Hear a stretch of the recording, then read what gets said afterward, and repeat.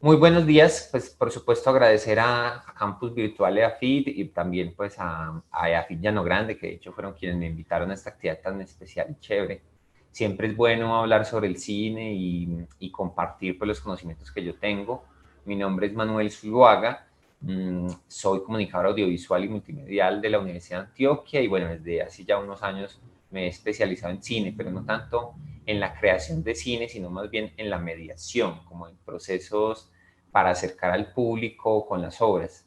Y en medio de todo ello, pues precisamente estoy hoy compartiendo con ustedes casi un tema que me interesa bastante, que me parece además muy importante de difundir, de reflexionar, y es el cine digital, ¿cierto? Como este cine que, sobre todo desde finales de los 90, se empieza a introducir en la industria audiovisual en todo el mundo, ¿cierto? Que reemplaza ese formato que nos acompañó durante 100 años, que fue la cinta de cine, el fílmico, y que con ese reemplazo, ¿cierto?, implicó una revolución para el cine, pues que trae muchos cambios y que al día de hoy aún están sucediendo y que no sabemos del todo si se quedan, cuáles se van, ¿cierto? ¿Cómo va a ser como esa transición? Y en medio de todo esto me parece importante esta reflexión y que tengamos un espacio para ello, porque, porque cada vez escuchamos más como esa afirmación y esa idea de que el cine murió pues cuando se acabó el filme, ¿cierto? Pues que de hecho no se ha acabado, pero que ya no es tan habitual usarlo. Y yo creo que no, yo creo que digamos que siempre existe una relación del arte con la tecnología y el cine es en sí mismo una tecnología y una ciencia. Y por tal razón es importante aceptar estos cambios y estas incorporaciones a la industria que finalmente lo que hacen es favorecer y permitir que siga creciendo como un lenguaje artístico y expresivo. Entonces, pues en medio de todo esto, he nombrado a la actividad presente y futuro en el cine, producción, consumo y estéticas en el siglo XXI, presentándoles casi pues algunas de esas herramientas que se están usando en la industria y que nos van a permitir comprender cómo esos cambios, primero técnicos, traen por sí y, digamos, permiten además transformaciones y evoluciones narrativas, ¿cierto? Estéticas, que eso siempre va a ir de la mano. Y digamos que también me parecía importante presentar e iniciar esta sesión con ello, porque bueno, pues sabemos que esta actividad se llama análisis de película, pero realmente más que analizar una película, yo les voy a presentar un fenómeno que se dio, como les digo, en los últimos 30 años y que tiene un montón de posibles formas de analizar sus innovaciones. Entonces yo se los estaré presentando a continuación, hablando primero como de esos influjos de la cámara digital, luego de los computadores en servicio de estas creaciones y finalmente con estas nuevas formas de consumo que se dan a través de las plataformas de streaming. También quiero pues empezar esta charla comentando que el cine en su historia, ya más o menos 125 años que existen, de esta historia, el cine ha sufrido, o más bien, no, antes que sufrir, ha experimentado tres revoluciones. La primera fue en 1929 con la llegada del cine sonoro, ¿cierto?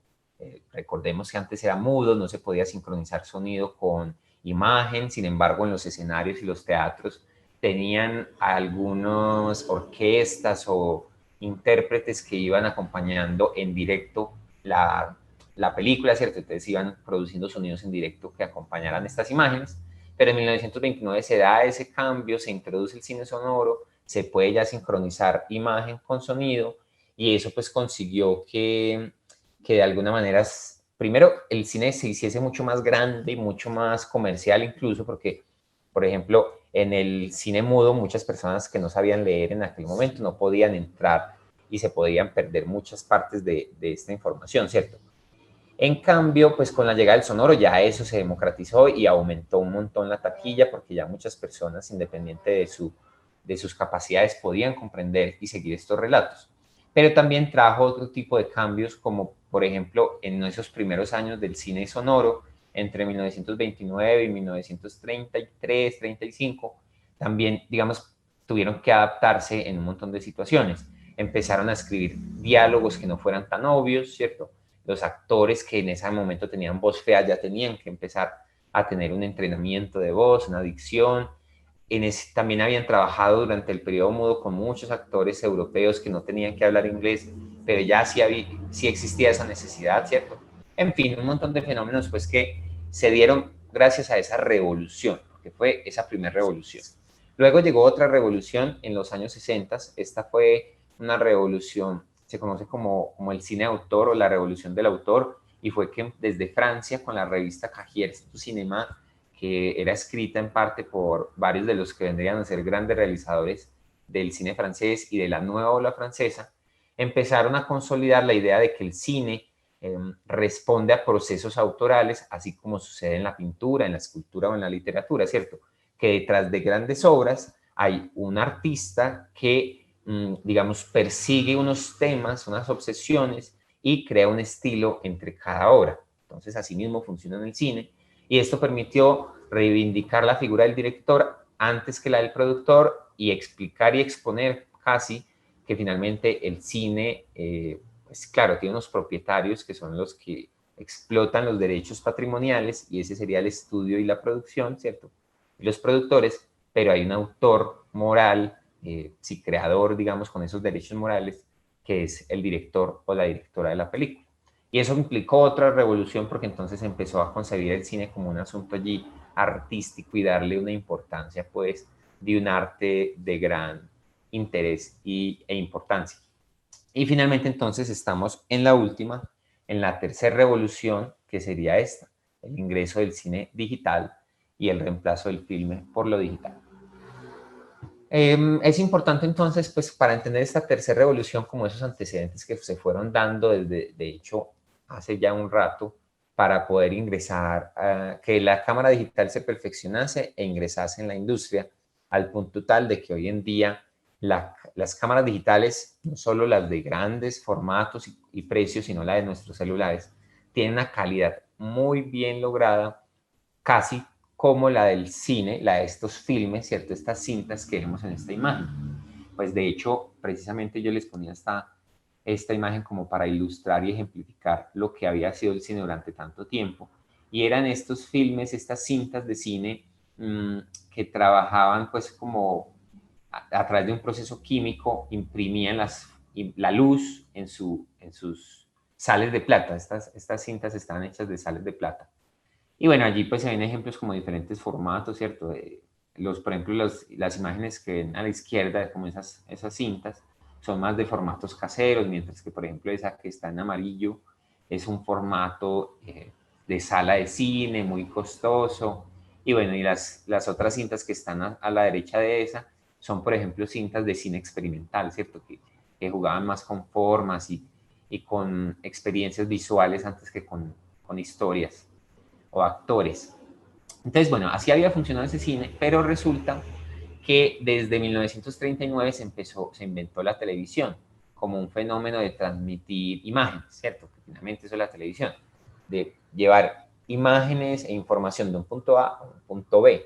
Y eso lo conseguían pues creando una emisión de luz y especialmente electrónica, ¿cierto? De imágenes electrónicas a través de un espectro electromagnético por el aire, ¿cierto? Que es así, de hecho así funciona todavía la televisión análoga e incluso la digital.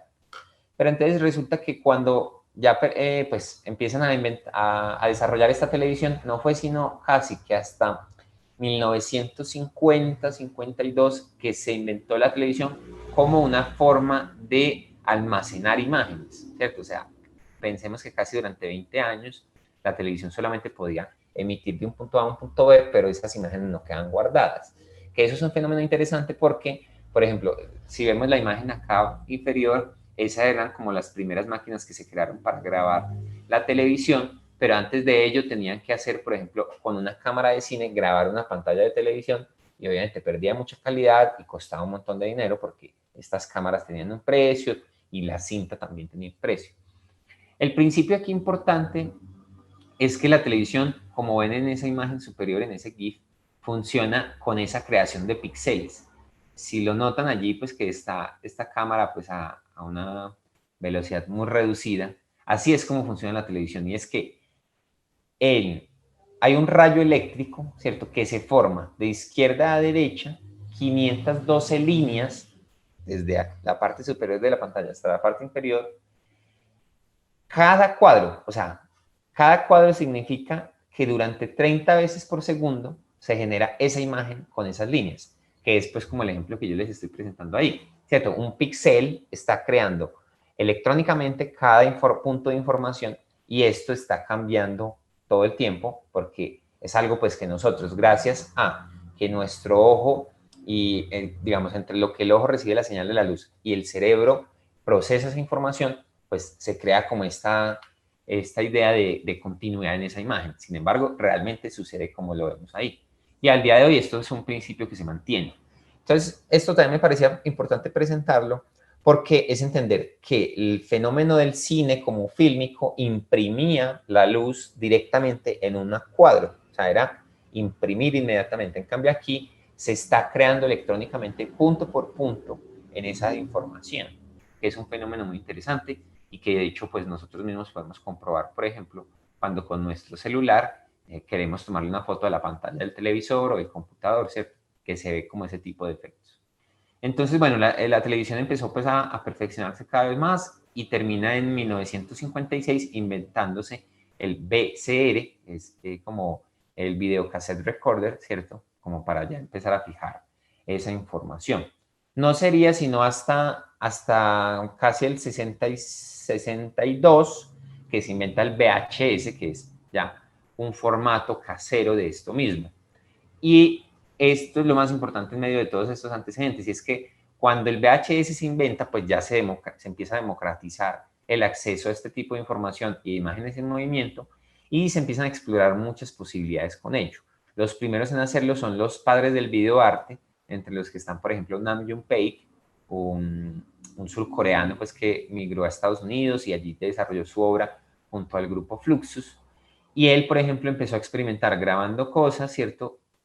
O con televisores y de repente les ponía un imán. Entonces, por ejemplo, esta imagen que vemos acá es un televisor de rayos catódicos, ¿cierto? Que creaba las imágenes electrónicamente, al que se le ponía un imán y empezaba a generar como este tipo de interacciones visuales. Y él exploró mucho estas lógicas junto a, pues, a otros artistas y terminaron empezando a demostrarle al mundo que habían posibilidades con este material, posibilidades no solo caseras, que era como se estaba vendiendo, ¿cierto? Cuando Sony saca VHS, pues lo que tenía era esa idea de vender un formato para que cada quien, la clase media, pues sí, y las familias empezaran a trabajar este tipo de materiales. Pero entonces, bueno, el VHS empieza a ganar su espacio, ¿cierto? Gracias a estos videoartistas, pero también gracias a personas que se empiezan a interesar en esa lógica. Y ya para los 80s y parte de los 90s empezamos a ver primeras películas que trabajan con formatos de video, ¿cierto? O sea, que empiezan a encontrar, a reemplazar el cine por el video y claro, se dan cuenta que en ese reemplazo están sacrificando calidad, pero están consiguiendo otro tipo de lógicas y consiguiendo otro tipo de estéticas como las que ya habían reivindicado estos videoartistas. Entonces, por ejemplo, en los 80s el video pues tomó grandísima importancia en la cultura pop, ¿cierto? Gracias a los formatos pues de lectura como VHS, pero también a películas como Videodrome de David Cronenberg o Sexo, Mentiras y Video de Steven Soderbergh, que terminaría ganando la Palma de Oro ese año y que tenía como tema pues allí transversal el asunto del video y del morbo que permitía ese formato casero. Sin embargo, la que podríamos empezar a destacar allí fue el documental Hoop Dreams, que dura 3 horas, que es absolutamente todo grabado en video, que fue reconocido en Sundance. Sundance es el festival de cine más importante, de cine independiente más importante del mundo, y se consolidó a finales de los 80s, pues en el estado de Utah, en Estados Unidos, ¿cierto? Y empezó a ser como el escenario para permitir este tipo de proyectos, ¿cierto? Mucho más libres, sin ningún tipo de ambición comercial, sino con exploraciones, con un espíritu independiente que perseguía esta necesidad de explorar con las formas y explorar historias que de pronto un gran estudio de Hollywood no financiaría, ¿cierto? Eso pues con el tiempo vendría incluso a ser ya un rótulo para venta. Ahorita incluso nos venden el cine como cine independiente, ¿cierto? O sea, ponen ese nombre para que nosotros tengamos una lógica de que vamos a estar viendo en una sala de cine. Eso es bien particular porque entonces digamos que empieza pues como a traicionarse esa primera idea de ese cine como algo pues muy fuera de la industria y mucho más libre en sus formas. Pero bueno, entonces Sundance hay que reconocerles la importancia de empezar a generar espacios para que estas películas tengan sus ventanas de visibilización, y Hoop Dreams es uno de ellos, un documental donde se sigue a unos chicos con el sueño pues de ser basquetbolistas, y entonces con el uso de este video que generaba con unas texturas tan extrañas, como que esa calidad no se conseguía del todo, logró, digamos, allí una belleza muy interesante. También habría que presentar, por ejemplo, el caso del Dogma 95, ¿cierto? Que nace en el norte de Europa con principalmente Lars von Trier y Thomas Wittenberg, que ellos también tenían las ganas pues, de independencia, de reinventar el cine a propósito de los 100 años que cumplía en 1995, ¿cierto? Desde esa primera aparición del cinematógrafo en Francia. Entonces ellos empezaron a preguntarse, bueno, ¿cómo reinventamos el cine? Y se pusieron un montón de reglas como para mantener allí una idea de radicalidad, ¿cierto? Frente a las formas que venían de antes. Y entre ellas se habían propuesto grabar solamente con formato fílmico. Sin embargo, ellos mismos se traicionaron y terminaron haciendo películas también con video, y consiguieron con eso pues unos efectos muy interesantes y unas libertades muy interesantes que empezaron a demostrarle al mundo que se podía hacer otra cosa. Y eso terminaría pues entrando casi que a Hollywood con Danny Boyle, este director de La Playa, de ¿Quién quiere ser millonario?, etcétera, con su película 28 días después, en la que trabajó con el director de fotografía de Festen, que es esta película que veíamos acá, que es parte de ese Dogma 95, y que había pues empezado a trabajar el video de una forma diferente, más expresiva y muy interesante y novedosa. Entonces, Danny Boyle es de los primeros que en un formato pues ya más industrial, ¿cierto? Él es británico y de hecho la película se desarrolla en Londres, empieza a trabajar estas formas y con estas cámaras y se da cuenta pues de la cantidad de posibilidades que da. Entonces eso empezó a demostrarle a un montón de personas que esto era mucho más barato y que era el futuro del cine. Y el protagonista en ese sentido fue George Lucas, a quien vemos acá con este GIF tan curioso. Y es que una cámara de video de repente se convierte en George Lucas, y es porque él fue en parte quien persiguió y quien ayudó a desarrollar mucho de lo que es el cine digital, y a él le debemos absolutamente mucho de esto. Y hay que reconocerle que en medio de su buen ojo para los negocios, esto fue una innovación técnica que trajo grandísimos cambios y, bueno, logros muy significativos. Él fue entonces a Japón, contactó a Sony y le dijo, ¿por qué no desarrollamos juntos una cámara de video Full HD, ¿cierto? Con lo que significaba pasar ya a una calidad mucho más grande. Y de hecho, así terminó siendo. Desarrollan esa cámara y termina usándola para grabar el ataque de los clones, que es el segundo capítulo de Star Wars, ¿cierto? Esa película es de las primeras que se graba en Full, de hecho la primera que se graba en Full HD, y bueno, también demostró que un tipo que había triunfado tanto en la historia de Hollywood desde los años 70 estaba metiéndose por este lado. Pero entonces aquí vino algo, y es que pasamos de hablar de un cine, de un video analógico, ¿cierto? De ese formato de cinta, de cinta electrónica, que es como esta imagen que vemos aquí, a un formato de chips y de píxeles, que es el cine digital.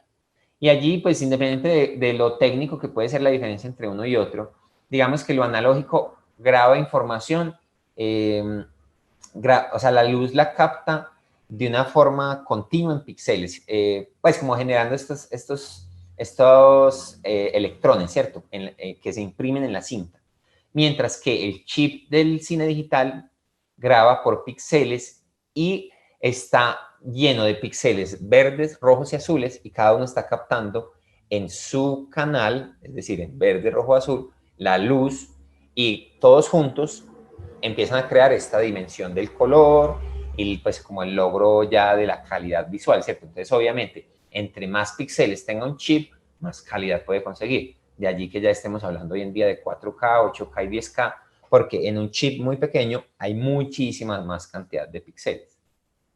Entonces, bueno, ese es como el fenómeno, pues allí algo técnico, pero que es importante también comprender que el video analógico sigue siendo inferior en calidad frente al digital, pero que fue el principio y el padre de lo que vendría a ser ese cine digital, ¿cierto? Finalmente, la imagen analógica es electrónica, en cambio, pues la otra es digital, y allí está como ese principio.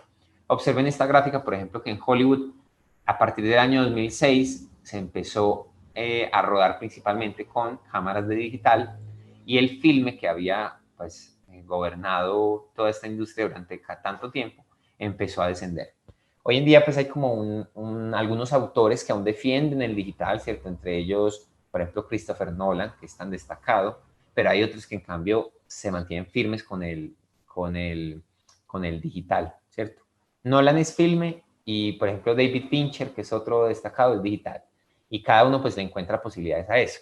De hecho, entre esas nuevas posibilidades está, por ejemplo, empezar a grabar sin cortes, planos secuencias. Pensemos en cualquier película y nos damos cuenta que la cámara pasa de un punto a otro, ¿cierto? Como creando allí un sentido de continuidad. Eso es un tipo de montaje. Sin embargo, el plano secuencia es cuando no hay corte de ninguna manera. Y, por ejemplo, estas 3 películas, que de hecho la del medio, PBC1, es colombiana, son películas que se dan sin corte y es posible gracias a la cámara digital, ¿cierto? Cámaras que no dependen de que el rollo se acabó y no nos da para grabar más, sino que en una memoria almacenan toda la información. Entonces ya se consigue un efecto allí que empieza a crear unas atmósferas y unos poderes, y sí, unas formas narrativas mucho más interesantes y ricas. Y, por ejemplo, aquí el ejemplo aplica mucho. PBC1 es una película sobre un collar bomba que le ponen a una señora, ¿cierto? Lastimosamente basado en la vida real. Y la película entonces, claro, lo que quería reflejar era esa tensión de esta señora desde el punto donde le ponen el collar hasta un punto donde busca que se lo quiten, ¿cierto? Entonces, mantiene toda la tensión sin cortar, demostrándonos que todo lo que le está pasando sucede en tiempo real. Y eso es posible gracias a este fenómeno del plano secuencias. Pero, por ejemplo, también se empieza a revitalizar el terror, ¿cierto? Porque empieza a encontrar nuevas formas en esas estéticas amateur para explotar unas narrativas mucho más potentes e interesantes. Y todo empezó, por ejemplo, con el proyecto de La Bruja de Blair, ¿cierto? Que toma esta idea de que se encuentra una cámara en un bosque y que esa cámara tiene unos videos y unos registros que muestran algo amateur y entonces te venden la idea de que fue algo que realmente sucedió. Y eso adquiere allí un poder muy interesante porque está esa presencia de que con la cámara alguien asume su posición, puede grabar la realidad y registrarla, y que nosotros los espectadores estamos asumiendo ese punto de la realidad. Y eso se replica en actividad paranormal, pero allí ya tienen, por ejemplo, las cámaras web, ¿cierto? O en REC maneja mucho esta lógica con cámaras de vigilancia, en fin. Y Cloverfield también pues usa como estas lógicas. Todo esto también entonces empieza a traer una vertiente ya hacia el cine hecho con celulares, que de hecho desde el 2005, pues que son como los primeros celulares con cámaras, empiezan a hacer algunas películas, pero se perfecciona ya con la aparición del iPhone. Y, por ejemplo, Tangerine es uno de esos primeros largometrajes que se graba absolutamente con un iPhone 5, y es una película que, si uno la ve, nota pues como el movimiento de cámara es muy fluido, es muy continuo, ¿cierto? Y hay allí como un logro y una exploración interesante. Sin embargo, me parece aún más jugoso Selfie, un documental donde el director le da un celular, un iPhone a unos jóvenes en Italia y les pide que se graben, ¿cierto? Entonces allí consigue como otra forma de intimidad que no se podría conseguir con una cámara muy grande. Y, por ejemplo, en todo esto entonces también empieza a aparecer la idea del cine vertical. Y esto es una pregunta, aún no se sabe muy bien cómo va a suceder, pero es una pregunta ¿será que entonces en el futuro vamos a empezar a ver salas de cine formato? Y ahorita, digamos que no es precisamente una forma del cine trabajar este tipo de relaciones de aspecto, ¿cierto? Como de estas composiciones verticales. Sin embargo, sí lo es en Instagram, sí lo es en TikTok, y ya sabemos que esto cada vez, este tipo de redes sociales cada vez trabajan más esos storytelling y esos formatos creativos. Este corto que estamos viendo, que se llama El Doble Acción, lo dirigió Damien Chazelle, que fue quien hizo La La Land, ¿cierto? Y Whiplash, estas 2 películas que fueron muy populares en su momento. Fue invitado por iPhone a grabar en vertical y hizo esta producción muy interesante donde, a través del ojo pues, y el punto de vista de un actor de riesgo, como que seguía un poco la historia del cine, atreviéndose a pensar, bueno, ¿qué tal que eso es cine mudo, ese cine musical, el western, hubiesen sido en formato vertical? Y se vuelve un juego muy interesante, que de hecho está disponible en YouTube por si lo quieren ver en profundidad, para explorar este tipo de lógicas. Y observen, pues, por ejemplo, cómo él usa este tipo de composiciones. Miren la perspectiva que consigue, ¿cierto? muy diferente a la que podría conseguirse en un formato horizontal. Y entonces esto empieza a jugar de una forma muy interesante, pues como con esas lógicas de la creación. De hecho, yo les quiero mostrar unos... Por ejemplo, esta escena de Weston. Observen el tipo de planos que consigue, ¿cierto? Gracias a esa forma vertical. A mí me parece que gana mucho en la composición. Miren en la profundidad de campo que consigue aquí, la tensión que puede lograr con las imágenes, con los objetos, con los actores, con las posiciones de esto, ¿cierto? Y finalmente es algo que se está empezando a explorar. Realmente no hay tanto cine vertical, pero cada vez más tendremos esos espacios. Nada más veía en estos días que ya algunas empresas empiezan a anunciar televisores que pueden girar del horizontal o vertical, ¿cierto? Y esto definitivamente nos demuestra que hay muchos contenidos pues que empiezan a aparecer y que necesitan pues como de creadores en parte que exploren esos lenguajes, porque como es algo que apenas está sucediendo, no se sabe muy bien a dónde va a llegar, ¿cierto? Que esa es un poco la reflexión. De hecho, en el detrás de cámaras de este corto, el mismo Chesel decía que probablemente en pocos meses sean los niños los que nos empiecen a mostrar grandes referentes y a innovar en ese tipo de formas verticales. También, digamos que podría ser importante considerar que puede que este cine vertical no prospere, ¿cierto? Porque puede suceder. Pero yo siento que al contrario va a ser como un paradigma porque pues ya todos tenemos smartphones, ¿cierto? En general, y hacemos ese tipo de lógica. Entonces, hasta acá les presenté el ingreso de las cámaras en la industria. Ahora voy a ir rápidamente con el ingreso de los computadores. Y para eso también es importante hablar de los efectos especiales en antaño, ¿cierto? Por ejemplo, se hacía este tipo de lógicas como del matte shot o matte painting, que observen que la cámara grababa a través de una ventana y entonces observaba un fondo diferente, ¿cierto? Como que conseguía este tipo de efectos visuales. O la retroproyección, y es que los ubicaban una pantalla, un proyector emitía una imagen sobre esa pantalla, los actores ejecutaban sus acciones delante de la pantalla y la cámara grababa, entonces se conseguía allí como un efecto particular. O el chroma key que se conseguía gracias a unas impresoras ópticas. Observen, se grababa una escena primero con una pantalla azul. Al inicio del cine la pantalla azul era la que se usaba para los efectos especiales, porque el azul es el color que más distante está de la piel, ¿cierto? Entonces se graba sobre una pantalla azul y luego se graba en otra parte y se imprimían con una impresora óptica que suprimía el color azul. Era pues como un efecto técnico muy interesante. Pero con el digital entonces empieza pues a trabajar otras formas y ya se reemplaza lo azul por lo verde, porque por ejemplo las cámaras digitales son más sensibles al verde gracias a que tienen más píxeles verdes. ¿Cierto? Con el ingreso también pues de los computadores que se empiezan a desarrollar con tanta velocidad en los 80s, se crean dos lógicas de trabajo que de hecho también muchas de ellas fueron financiadas por George Lucas, ¿cierto? Con su industria Lucasfilms. Primero fue CAPS, que era como un sistema para digitalizar dibujos, ¿cierto? Esto digamos que favoreció mucho la animación porque digitalizaban dibujos y podían animarlos rápidamente. Y el CGI, que fue ya empezar a generar imágenes por computador.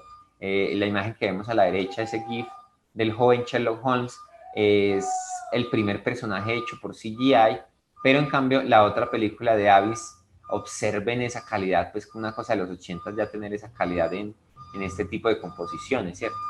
Fenómenos muy interesantes pues que fueron progresando y permitiendo que, por ejemplo, para 1995 se estrenara la primera película hecha completamente por computador, que fue Toy Story, y que fue en parte financiada, pues que de hecho fue, digamos, un logro de Pixar, ¿cierto? Que Pixar había sido en un momento de Lucasfilms, de ahí ese ejercicio de innovación, y que luego pasó a ser de Apple, de Steve Jobs, de hecho. Y ellos entonces trabajaron muy de la mano para desarrollar estas tecnologías. Es muy interesante ver cómo dialogan estas industrias, ¿no? Entonces, bueno, ya aquí les presento ya ese fenómeno que se da con la llegada del digital, la pantalla verde y el fenómeno pues de este tipo de efectos y estos mundos que se logran. Pero también la pantalla verde empieza a permitir que aparezcan efectos invisibles, un fenómeno pues, que digamos que a diferencia del que veíamos ahí con Alicia en el País de las Maravillas, no busca hacer grandes mundos, sino presentar de forma muy sutil algo que favorezca la narración. Entonces, por ejemplo, Forrest Gump es el gran ejemplo de esto. Sin embargo, la pantalla verde en Ugly Betty, observen, la usaron para crear una Nueva York, una ciudad mucho más opresiva para ella, ¿cierto? Como que representase y aportase a esa creación. Entonces es muy interesante también ver cómo todo este tipo de lógicas que están en medio de los computadores permiten y trabajan esas formas que favorecen la narrativa finalmente, ¿cierto? También pues con esto empieza, y que esa es la tendencia en este momento, a trabajarse la animación 3D y fotorrealista, que observen pues ya hasta el punto donde se llega, que parece que todo es falso, ¿cierto? Y finalmente, a pesar de esas ideas que pueden surgir, a mí me parece que esto nos demuestra la calidad de, o sea, como los logros que esto presenta, es como el ejercicio tan interesante y artístico que se da en torno a estas creaciones. Antes hablábamos de los grandes ejercicios artesanales de diseñadores de producción, ¿cierto? Que crean efectos especiales o figuras en cera, etcétera, ¿cierto? Los materiales que usasen. Y se le reconocía su habilidad, ¿cierto? Y por supuesto son grandes logros. Sin embargo, hoy en día la animación 3D y la animación 2D, ¿cierto? Para todos estos efectos especiales que veíamos también demuestran esa calidad porque también tienen ejercicios de filigrana y de una forma muy compleja e interesante. Yo les presento aquí un video pues, que va a explicar un poco cómo funciona esa animación 3D y que nos permite comprender que realmente detrás de todo esto hay grandes ejercicios de trabajo y formas que demuestran que esto sigue siendo un arte de inspiración, de creación, y bueno, que es una cosa muy provechosa. Animación, rigging, lighting, shading, simulation y rendering. Vale, ahora poco a poco. Imaginaos que estáis dentro de la mítica escena del barro de la peli de Ghost. Pues esto es lo mismo, tú eres Demi y el ordenador es Patrick, y juntos vais a hacer una obra de arte. Si quitáis el glamour y el erotismo, te queda algo menos emocionante, pero mucho más limpio. Para modelar en 3D se parte de figuras geométricas básicas, como un cilindro, y hacemos una copa, o una esfera, y hacemos un dragón. Si lo que hemos modelado con la ayuda de Patrick va a tener que moverse, porque por ejemplo es una persona, un animal o una criatura fantástica, vamos a necesitar que el modelado tenga un esqueleto, unas articulaciones por donde cogerlo y ponerlo en posición. De esto se encarga el equipo de rigging, que hace el rig del personaje. Podemos complicar el rig todavía más, añadiéndole también huesos, músculo, tejido graso y piel. Pues una vez el personaje tiene articulaciones, llegan los animadores. Que van a moverle el esqueleto, hueso a hueso, órgano a órgano, en cada momento de la acción, del plano, los ojos, los cuernos, la mandíbula, la lengua, la cola, las alas, todo. Claro, es un trabajo súper minucioso. Por ejemplo, estos 3 planos con Dobby Creature en las Reliquias de la Muerte parte 1 fueron animados por un solo animador y tardó casi 4 meses. Armaos de paciencia. Paralelamente a esto, hay el equipo de texturizado o shading, porque claro, hasta aquí el objeto o personaje está en gris. Así que alguien tiene que encargarse de definir de qué está hecho. Si es rosa, si es azul, si es de varios colores, si refleja mucho, si es transparente, si es rugoso. Y todas estas propiedades, cuando las sumamos, nos dan el comportamiento de esa superficie respecto a la luz. Por lo tanto, nos da el material. Si, por ejemplo, queremos hacer oro, pues debemos definir que ese objeto va a ser opaco, que va a reflejar muchísimo y además que va a tener un tono amarillento. Un material de oro puro y perfecto como este es relativamente fácil, pero ahora imagínate crear desde cero las propiedades de la piel de Drogon, que es un dragón, que no existe. No puedes usar Google para buscar referencias reales. Pues con Drogon, además de las propiedades de su piel, se tiene que pintar a mano todos los detalles, escamas, rasguños, suciedad. A estas imágenes se les llama texturas, y algunas son auténticas obras de arte. Y fijaos que aquí ya hemos introducido el concepto de la luz, porque para sacar una foto tenemos que tener algo que nos ilumine, si no nos va a salir todo negro. Así que aquí vienen los lighters, que obran un poco de su magia.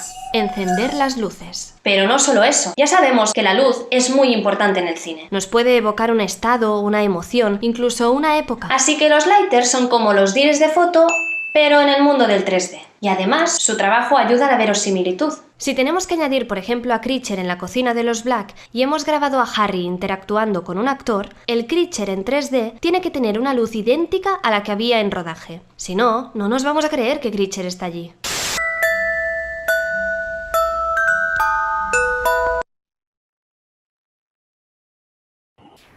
hasta allí aplica pues como el ejemplo de lo que les quería mostrar, ¿cierto? Como en esa lógica de este tipo de producciones hechas pues a partir de un computador, pero que finalmente demuestran que, y esto es una cita de John Lasseter, quien fue el director de Toy Story, él dice, el arte siempre inspira a la tecnología, no, perdón, el arte reta a la tecnología y la tecnología inspira al arte.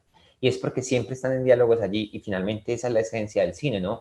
Esa ciencia y esa tecnología en servicio de narrativas o en servicio de registro de la realidad que ha ido transformándose cada año pues, y con el tiempo para presentar experiencias cada vez más interesantes y novedosas. Y yo creo que todo esto se suma a ello. Para empezar a cerrar, pues ya habría que ingresar en el consumo del cine, ¿cierto?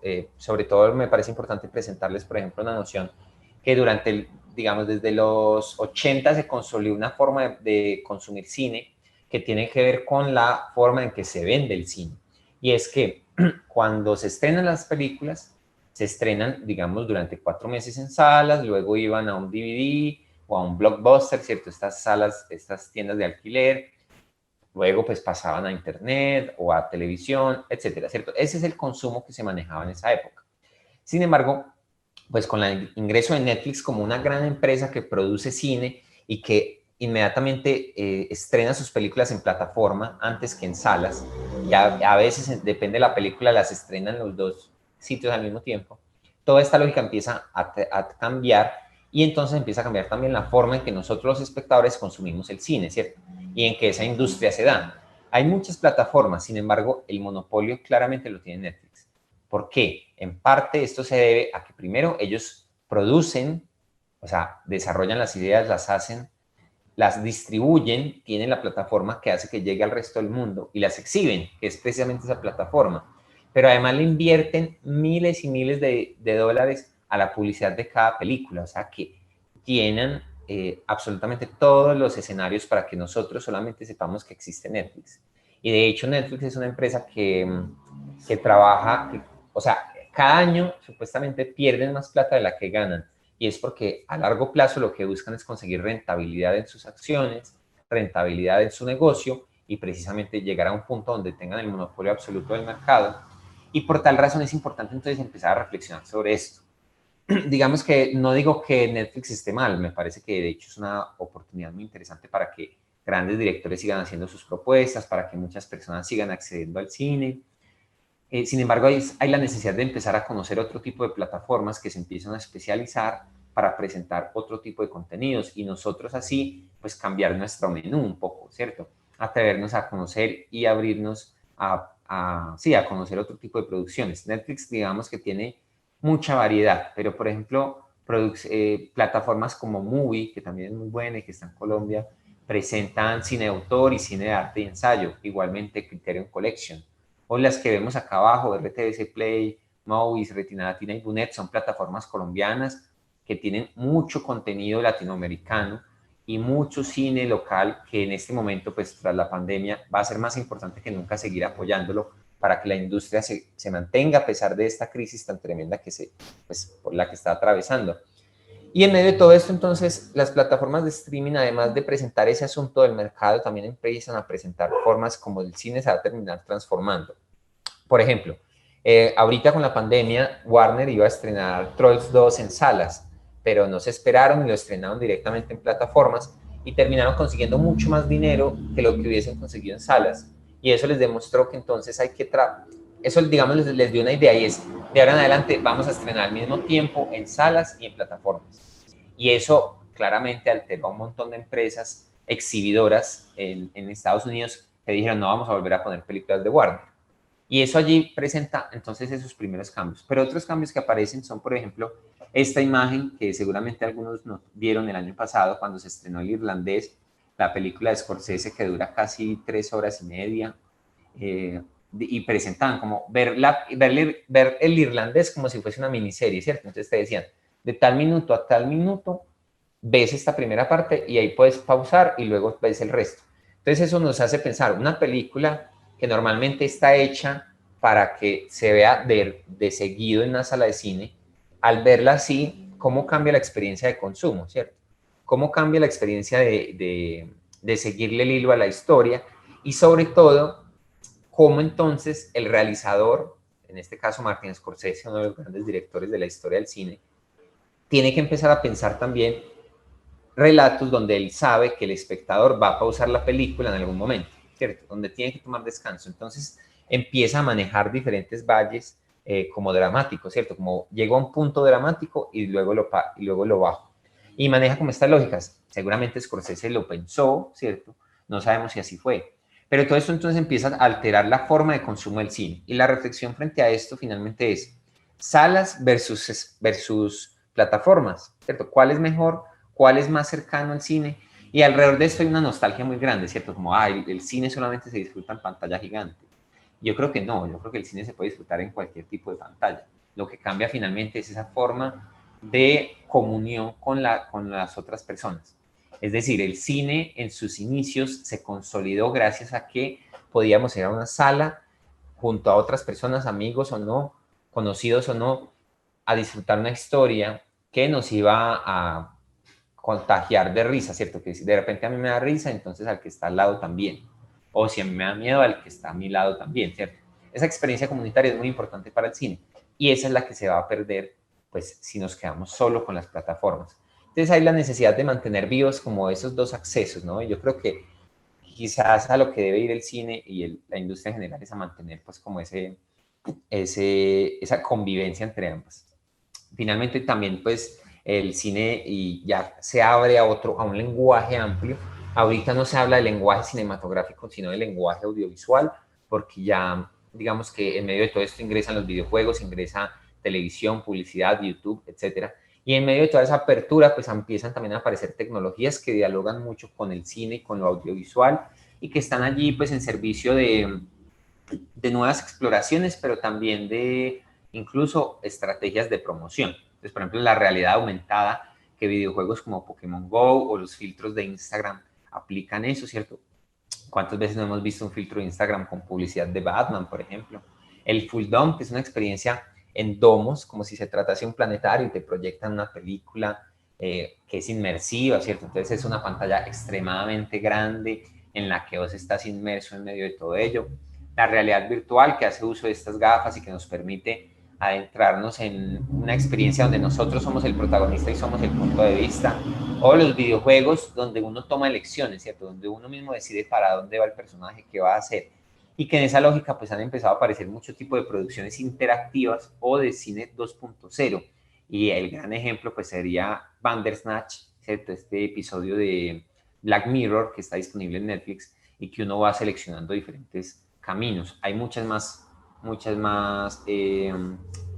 tipo de producciones en este sentido y muy novedosas todas. No tenemos el tiempo pues de presentarlo acá, pero ahí los invito a que busquen mucho cine interactivo y hay muchas plataformas especializadas en ello. También en medio de todo esto entonces aparecen otras ideas y es la necesidad de generar correlatos, es decir, de que la película esté acompañada de otras experiencias a su alrededor que enriquezcan esa narrativa y ese universo.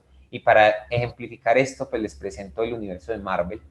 Entonces, por ejemplo, Marvel es esta compañía, ¿cierto?, que viene desde hace mucho tiempo con toda su ficción y tiene un universo ficcional que está compuesto primero por 23 películas, ¿cierto?, que empiezan con Iron Man, con Spider-Man y que llegan hasta el día de hoy, pues con películas como la más reciente puede ser Viuda Negra, ¿cierto? O sea, incluso van más de 23 películas. Pero series de televisión animadas que presentan en Disney o que presentan en Fox como Agents of S.H.I.E.L.D., ¿cierto?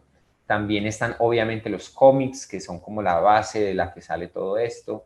Los parques de diversiones ingresan en medio de todo ello porque hacen parte de esta lógica que amplía la experiencia, ¿cierto?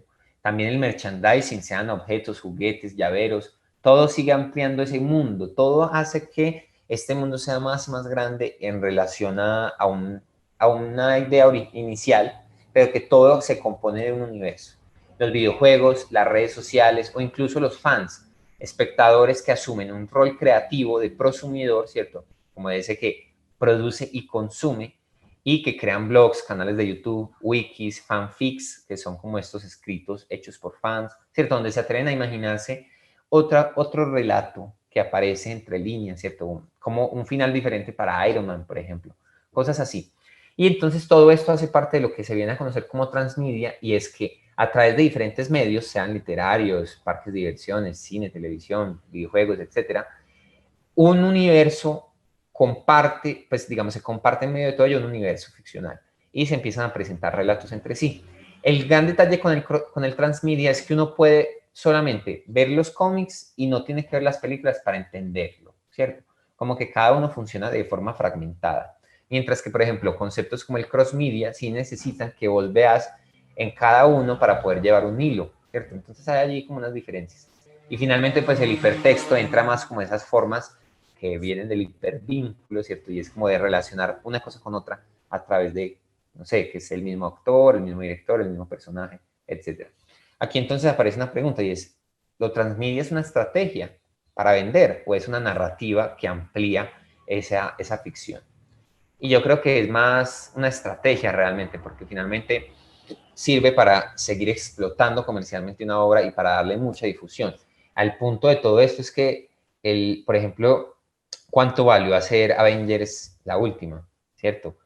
Y cuánto le tenían que ganar. Entonces hacen toda esta estrategia para que sea mucha la gente que vaya a salas y le ganen absolutamente mucho dinero.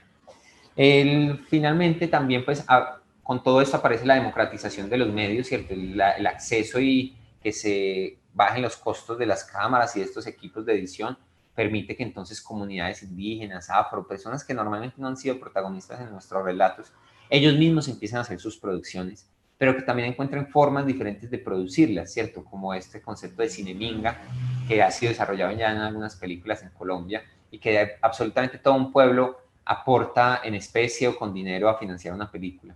O incluso en salas de cine alternativas y comunitarias como esta en Sala Potosí en Ciudad Bolívar de Bogotá, donde pues una comunidad vulnerable puede acceder al cine. Asimismo, digamos que con esa democratización de los medios vamos a poder permitir conocer nuevos relatos, ¿cierto? Con esos nuevos relatos me refiero, por ejemplo, a ver cómo piensan y cómo construyen historias de las comunidades indígenas, ¿cierto? O comunidades que siempre han sido aisladas, pero también que aparezcan nuevas industrias, como por ejemplo en Nigeria, que es la segunda industria más grande del mundo.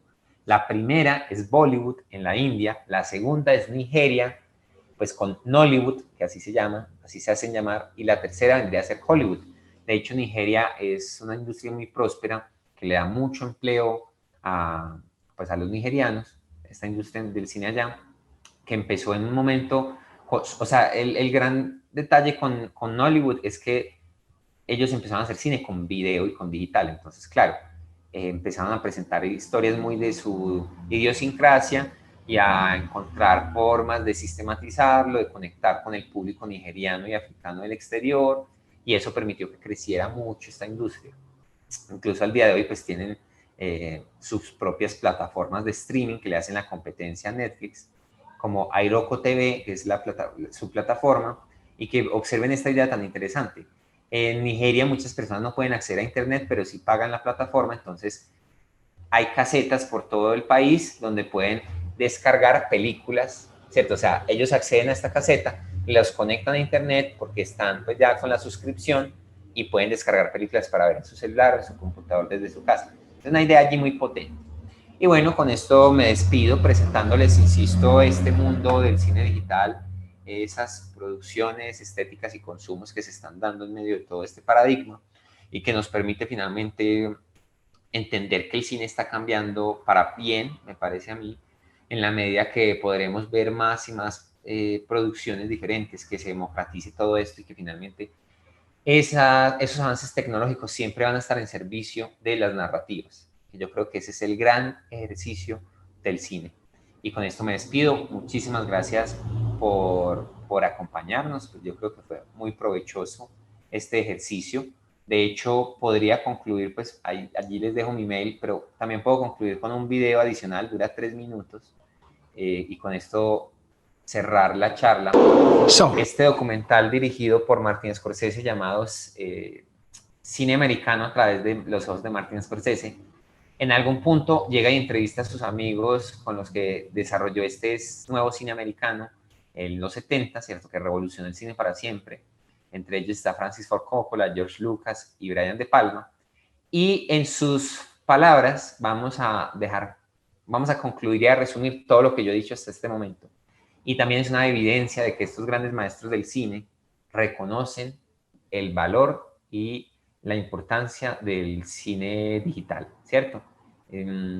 Dándole su espacio y presentando esas innovaciones que finalmente llevan a que el cine avance. Entonces vamos a ver este video y con eso concluiremos esta charla. Is the grand old tradition started by Cabiria and intolerance obsolete? Well, it would seem so. I mean, today there is no need to drag Hannibal's elephants up the Alps anymore. They can be generated by the computer. So is this the end of epic cinema or the dawn of a new art form? Nobody can afford to buy 3,000 or 4,000 extras. It's just not economically feasible anymore because you have to costume them, you have to transport them, you have to feed them, and you move very slowly when you're trying to direct a large group of people like that. So doing that today is next to impossible. But doing it digitally, which is you get a small group of people, say 100 people, and you replicate them and move them around, you can have exactly the same effect for a tenth the cost. We've changed the medium in a way that is profound. It is no longer a photographic medium. It's now a painterly medium, and it's very fluid. So the things that are in the frame you can take out, move, put them over here, and so it's almost like going from 2-dimension to 3-dimension in the dynamic that's been created at this point. There is a misconception that we are surrendering something of art to a technology that will do it for us. That is never the case. But cinema itself is technology, and to say that, oh, well, it can't be an art because it's a mechanical device rushing celluloid through it is as naive as to say, well, you can't create because now it's a computer rushing numbers through it. The technology is always an element of creativity, but it never is the source of the creativity, and so my attitude is to embrace technology as it comes.